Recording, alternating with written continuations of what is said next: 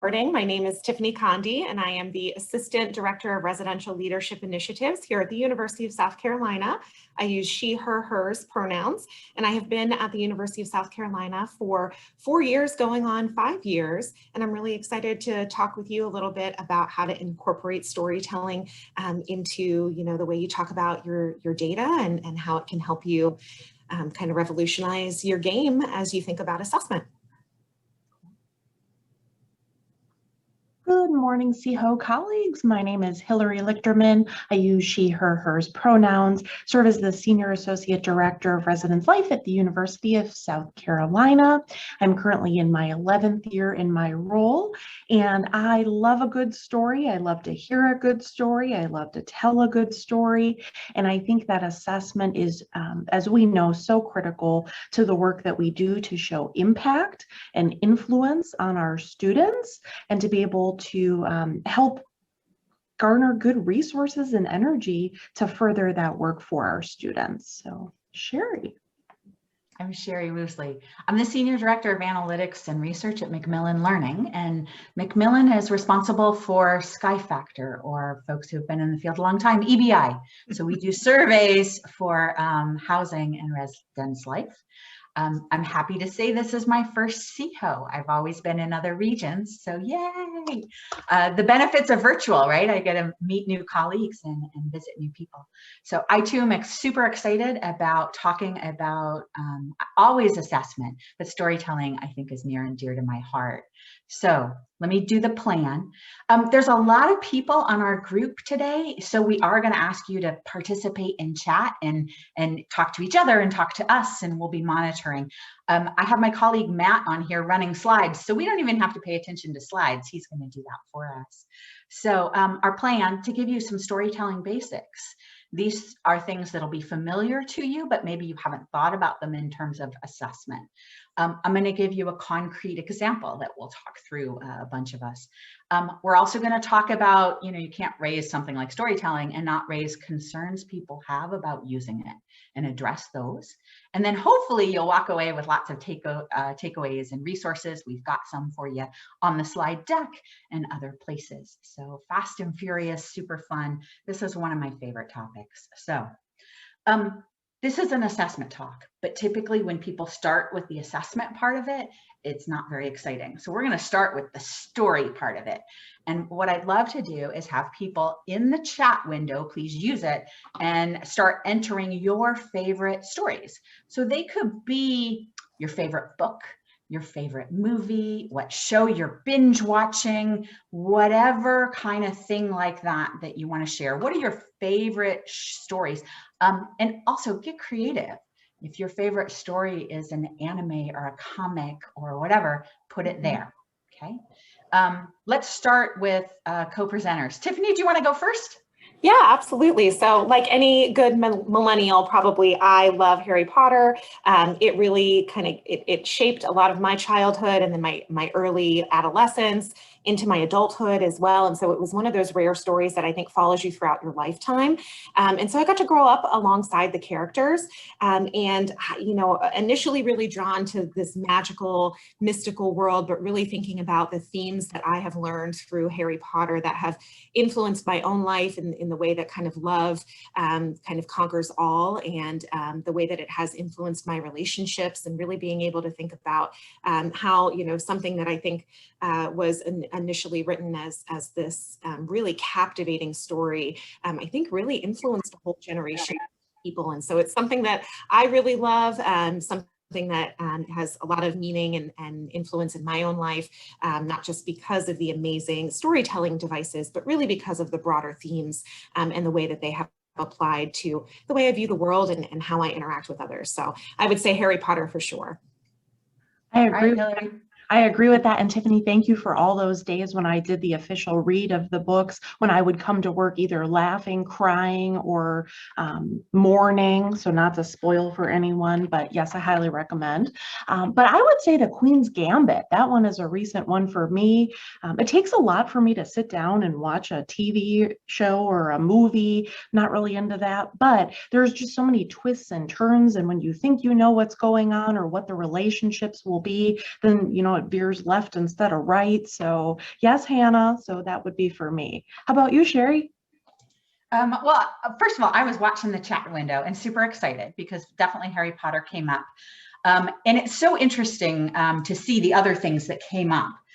This Is Us, X-Men, Lord of the Rings, Office, Parks and Rec, Wonder Woman. Somebody even mentioned Bridgerton, which I think we talked about last week. We're not going to go too far into Bridgerton.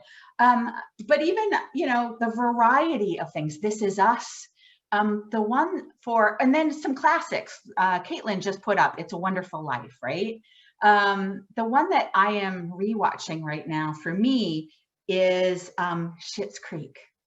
And I'm watching it with the family. And it's so fun, the conversations, but then also the inside jokes my family now has because we've watched it together.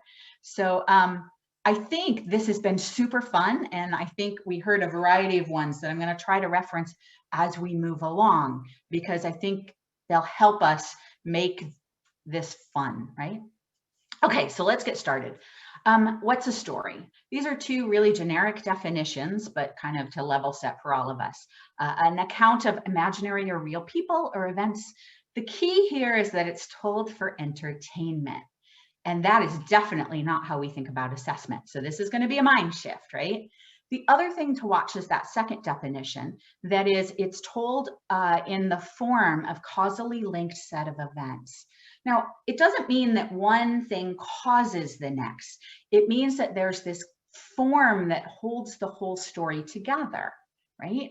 So that this thing may lead to this, may lead to that. And when you remember it, you remember a lot of the form and structure. So you remember the whole story, not every little bit to it, okay? And, you know, while many of us love data and we love numbers, what we know is that data can really be boring, and dare say it might even elicit a yawn or two from an audience, just because, you know, the numbers, the metrics can be so rich and have so much information, and it can be really hard to make sense of all of that, particularly if you're not someone who really loves data and gets excited by the opportunity to, you know, really delve into it and to kind of process it. And so I think that it's important for us, you know, to think about the horror story, maybe that assessment can be for some of us, and how can we reframe that into something that is exciting and is really engaging, because oftentimes data can overwhelm an audience, and without providing that meaning making that spurs the action, it can be a struggle, can be a little bit of a horror story. And so really thinking about how we can utilize storytelling to offset that experience. We lost Matt's slides, but I can do a little without him. He'll come back. So I think the thing to keep in mind too is, even like, imagine if we were all in person, but you can sort of see it from people's faces. The difference in the description of stories and our favorite story versus as soon as we say data, right? It feels different. So here's what I want you to think about. On the left side is storytelling. And if you haven't seen him, this is Todd Snyder. Don't play him in The Office, he's slightly inappropriate. But he is a singer-songwriter. He has this great song, Statistician's Blues, which is partly why I like him. But think about him at the front of the room, engaging the audience in the whole story. It becomes this interactive process that draws you in. And put that on one side and think about how we typically do data sharing, where we couch it in research language, statistical language. Even if it's not statistics data, it's qualitative data, we often couch it in qualitative research language. Here are the methods, here's the results, and it becomes very scientific feeling. We also often share little pieces of data. And because it's these little pieces and they're not linked in this big form, it's harder to remember. So it's not as exciting, it's not as accessible, and it's tough, right? Ben, I love your Mark Twain thing. Shout out. Okay, so put those two up against each other, and which would you rather listen to, right? So stories can be powerful, right? And emotions are at play. Think about, we all know the importance of our audience, right? And who's receiving that message and how you tell that story. And you don't spoil the punchline without giving the context. But you always have to think about, what's on their mind. For a fun fact for today, the dictionary word of the day was bamboozle. And so, sometimes there are those feelings that come of, am I going to be bamboozled with some story? So, it's really important for us to think about, how do we show rather than tell, and understanding just the noise that could be in an environment, or maybe this is the first time you're stepping out and feeling like you're really producing a story in this way. So just important to think about how powerful it can be, but the good, the bad, the ugly of what that is for you as the storyteller and the audience who's hearing the story. And then we're going to talk a little bit about foundational elements. So you don't need to be an English Lit major to really understand what is involved in the structure of a story. But what we're really thinking about are these three elements that you see here: the quest, the mission, or the desire. And so really thinking about the quest as the glue that holds the story together. So you all know that I really enjoy Harry Potter. And so maybe applying Harry Potter here is, the identity and new role that Harry takes on, and really searching for meaning beyond living in the cupboard under the stairs. Really feeling like your life is meant for more than perhaps your circumstances would dictate. And so thinking about his initial mission or desire, and that hook for me that I found in Harry Potter was, that magical moment of getting the acceptance letter to Hogwarts and the way that arrives to him, and that whole, you're a wizard, Harry type of experience. And so the hook is really the mystery. It's something that happens along the way that pulls the reader in. And then also thinking about the major dramatic questions. So for me in Harry Potter, I think that the overarching question is will good triumph over evil? Will Harry be able to defeat Voldemort? And I think that you see that through line in all of the different series that are in the books. But really thinking, this could be applied to kind of any kind of rom-com that you like. And it's kind of that, will they or won't they? Will they or will they not get together? And what happens when you put person A in such a different environment, kind of a comedy of errors type of experience. But really trying to think about how we apply this to assessment is what we'll be discussing a little bit later on in the presentation. But really thinking about, as you have your data, how can you find these foundational elements in it to be able to tell a compelling story?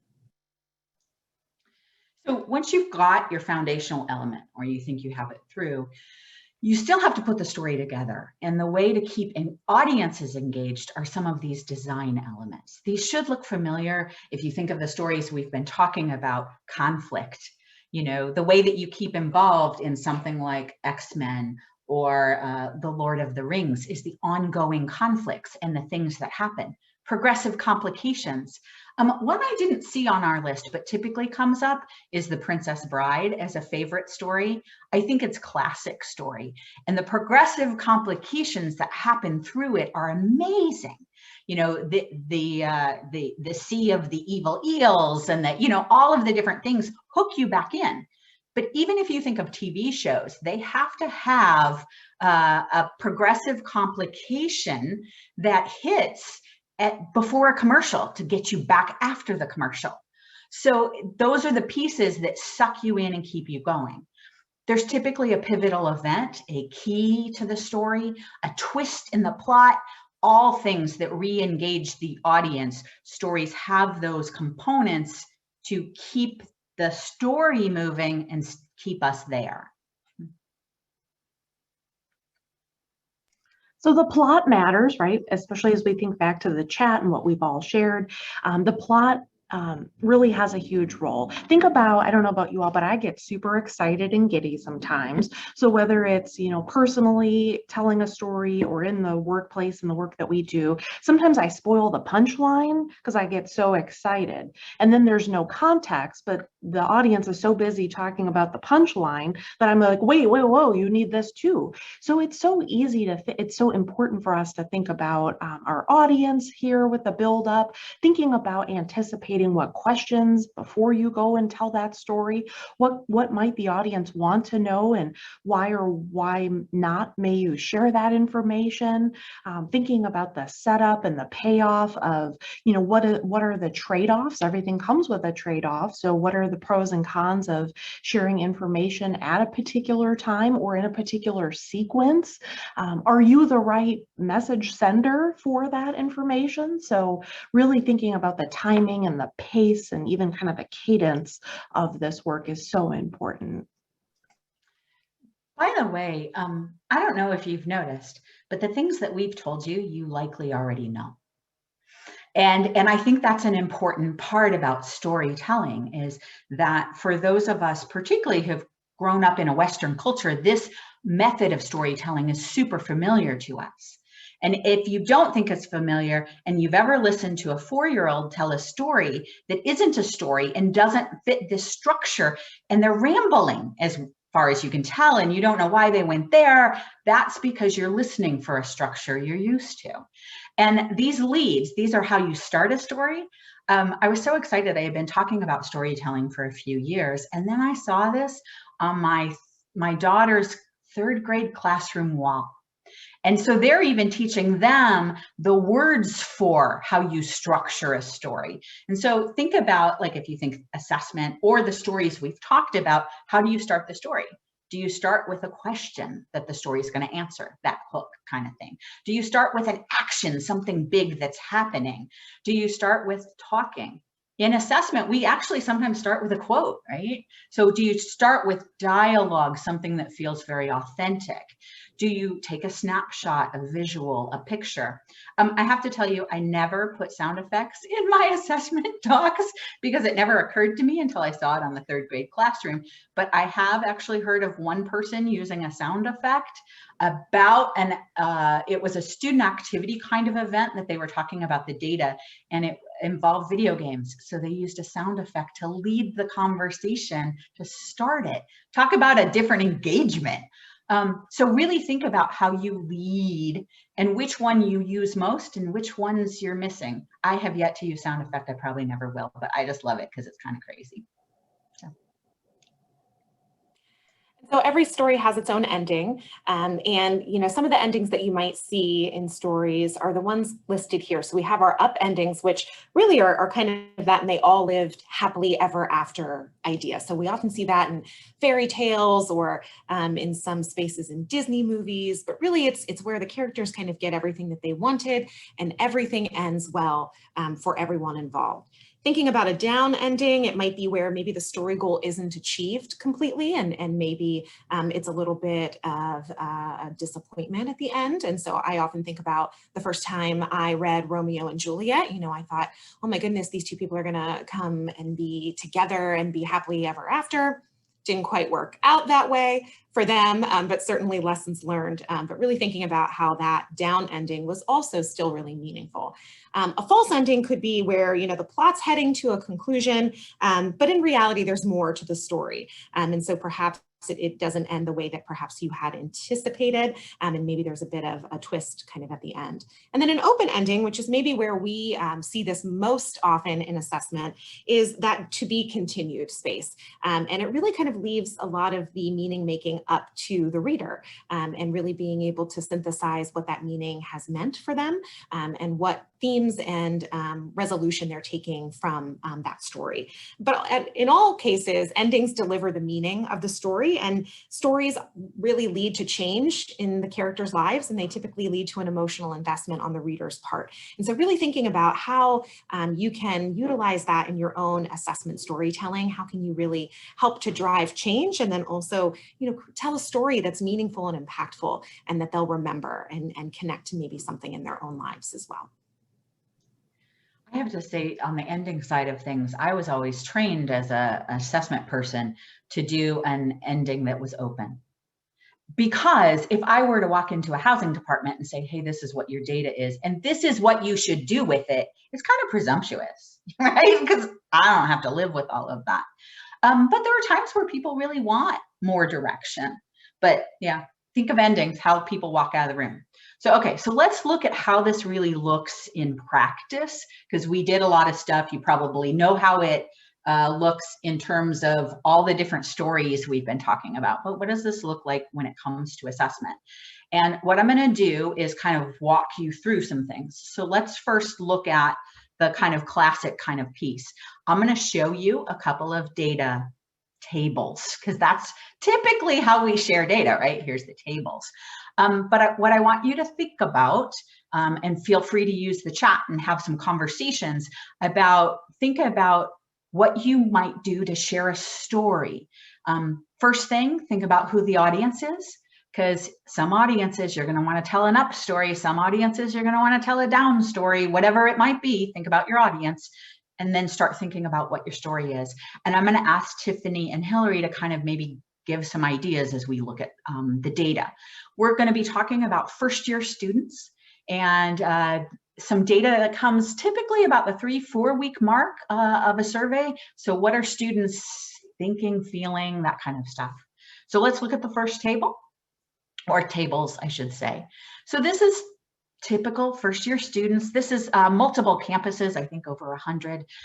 What grades do you think you're going to get this term? What are their grade expectations? How many of your scheduled classes have you attended so far? Remember, 3 to 4 weeks in early.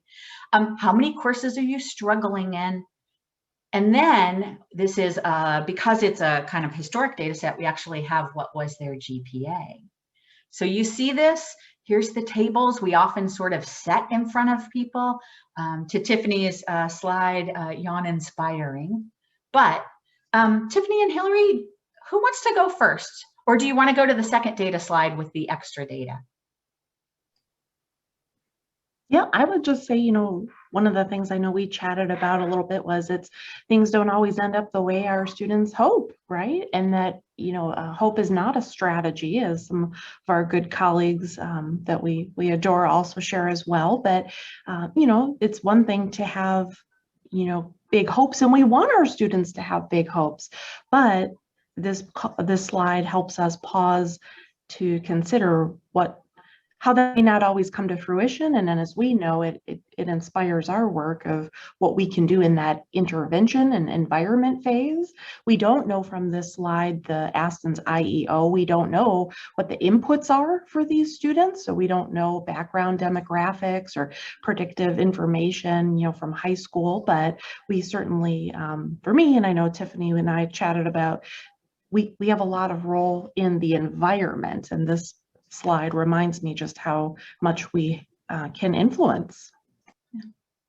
And something I found compelling in the data that was shared was really about, how many of your scheduled classes have you attended this term? And so, 64% are saying I've attended all of my classes, but then you've got, about 35% of that set saying I've missed one classes or I've missed a few classes, yet they have pretty high expectations about their GPA. And so working in the residence hall environment, thinking about the interventions that we are able to provide to support student success and to complement the academic mission of the university, thinking about if we have a structured program as kind of like an early alert to be able to, connect and follow up with students maybe who are experiencing some academic challenges or difficulties, to be able to provide some resources on the residential level. And also thinking about, how can we continue to engage in events and programming and initiatives that are supportive of their academic success. We bring the fun, and we bring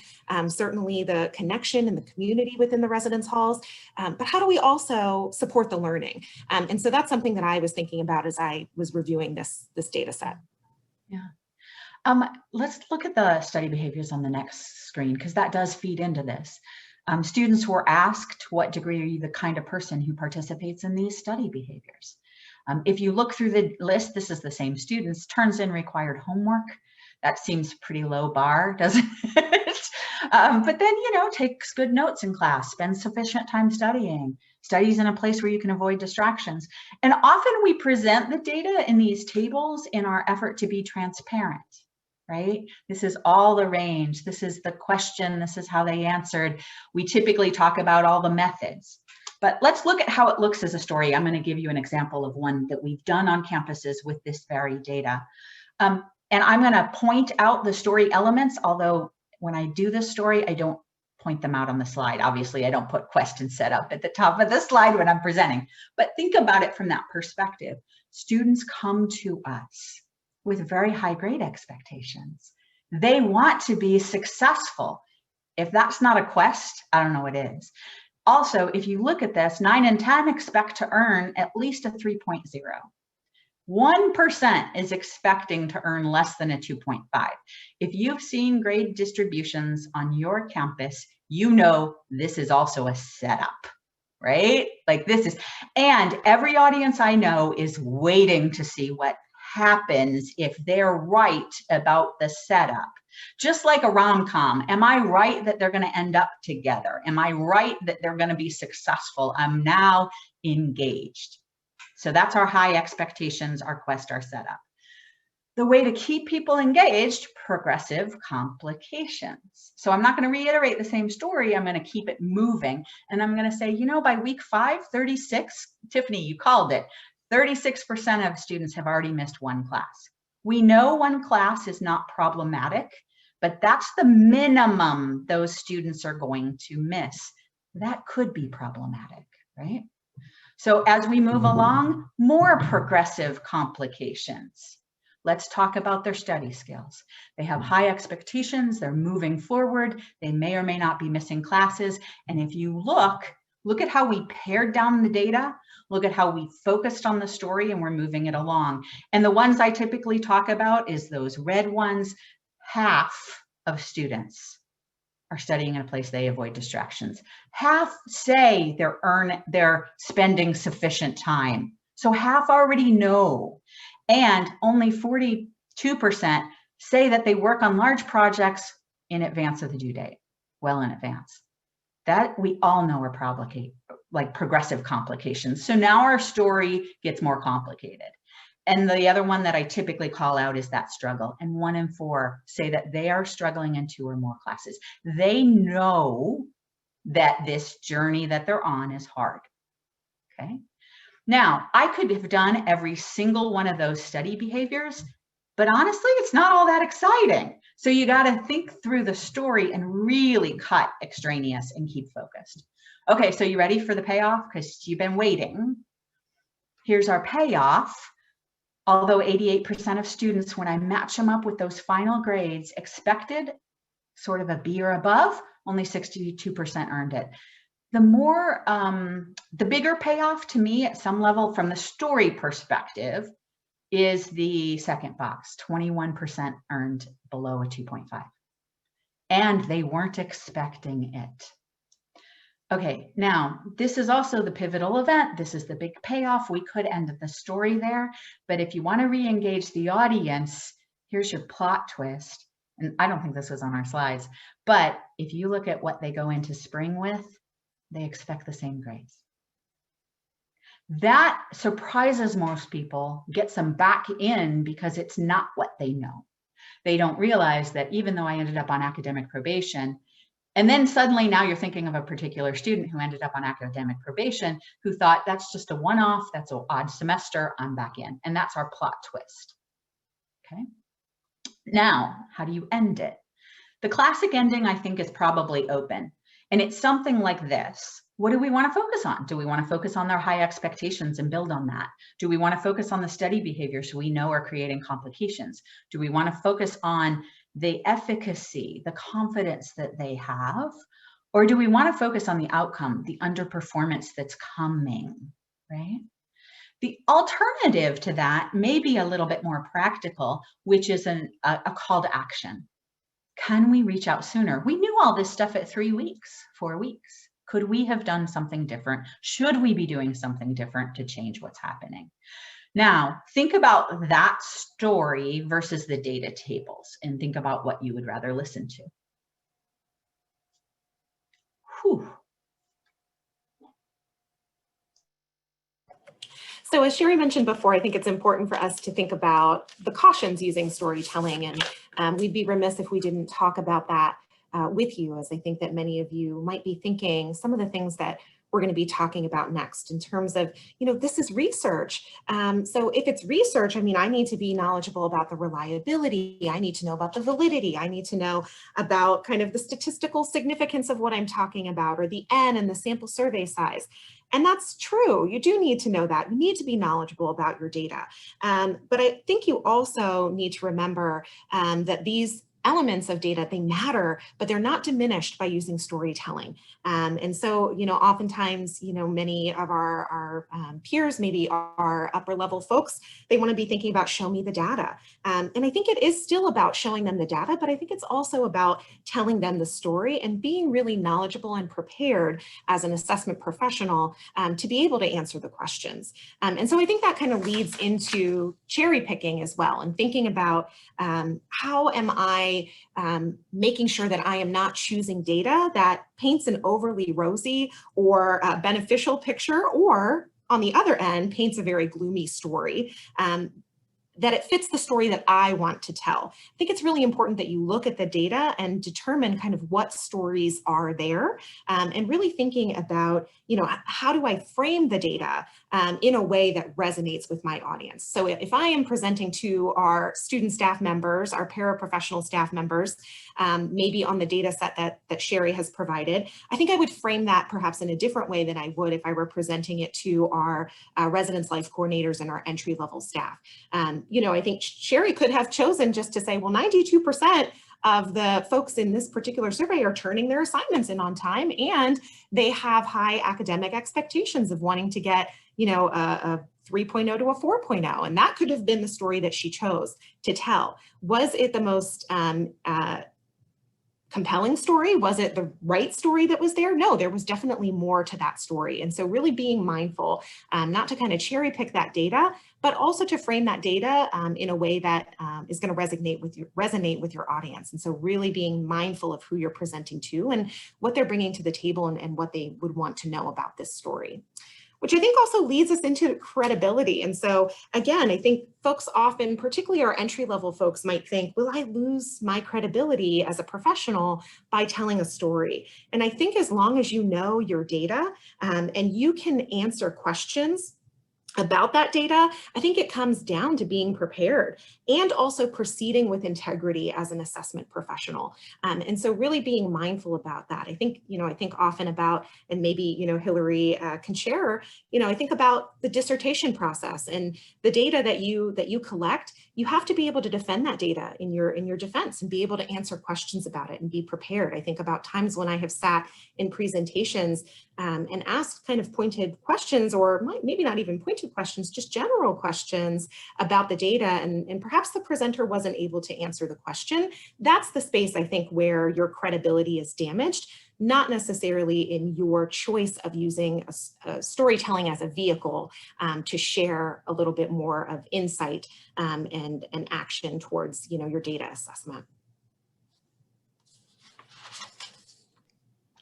So why tell a story? I think the most compelling point I think about is if we don't tell the story, a story will be told and assumptions will be made.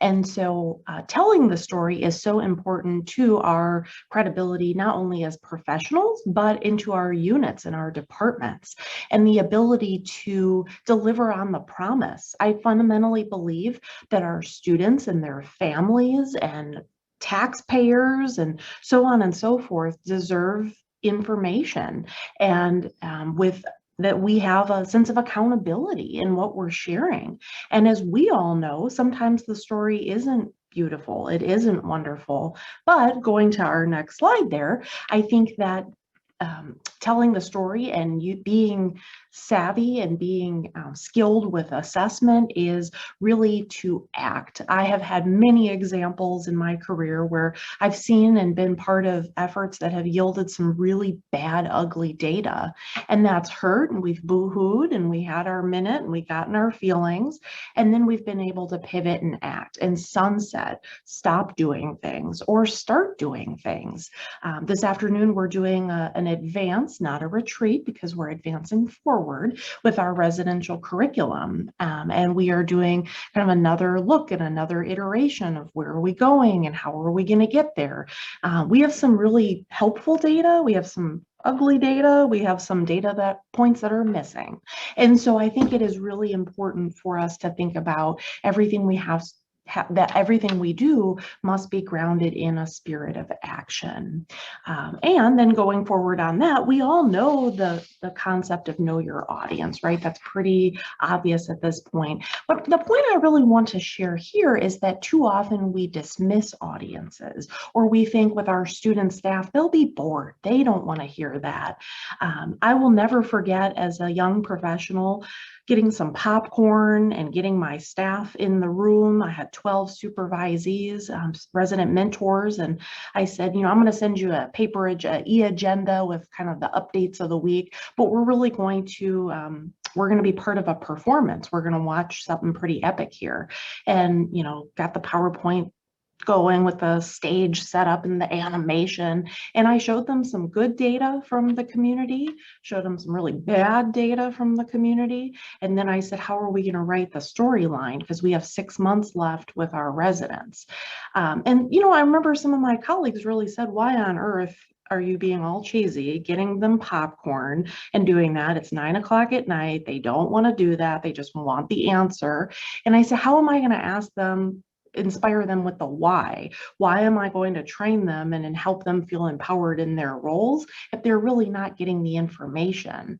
And so I think it's important that we not shy away from telling the story, that we know that in advance, that even as we look to our colleagues and professionals way above us, right, that they face pressures and stressors and have priorities of the institution and of their roles to honor and keep pushing towards. So it's important that as we tell these stories, we recognize that and we think about that and we stay steadfast to the student experience, even when there are the, messy pathways or the unknown pathways or, the ability for emotions to come into play, that we really don't let that distract us and we stay focused on the student experience.